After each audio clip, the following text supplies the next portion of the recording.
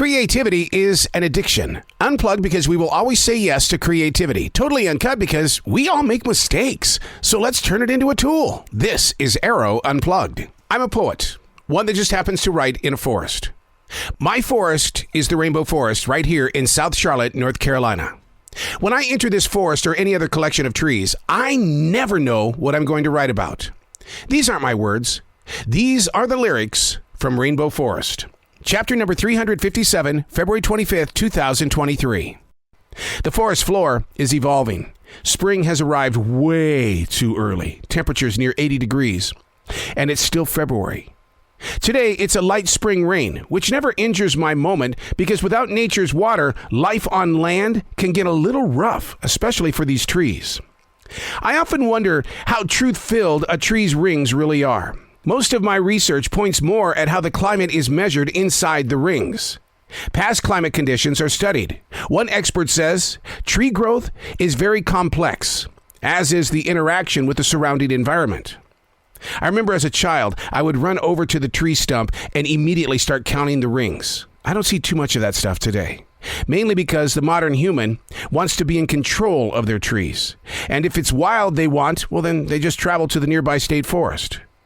My forest is somewhat rare in the way that it sits inside a community.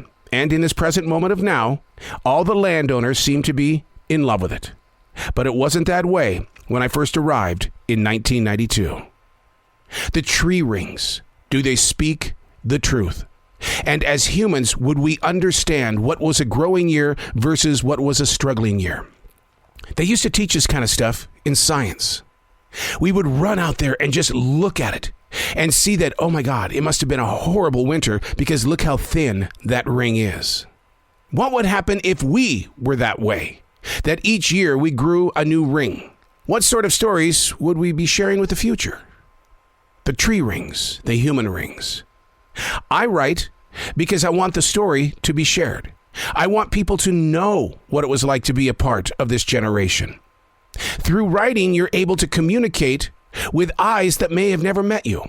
But does a tree keep its rings for the same purpose? Tree rings create paper. From paper, I place my words. Those words have reached this studio. This studio reaches around the world. Tree rings, the stories. Let's get back into nature and see how it has something for us as we grow in ways that really feel like it's beyond us. We're out of control, but we can be in control if we just sit down and listen to the stories. I'm Arroe. These aren't my words. These are the lyrics from Rainbow Forest.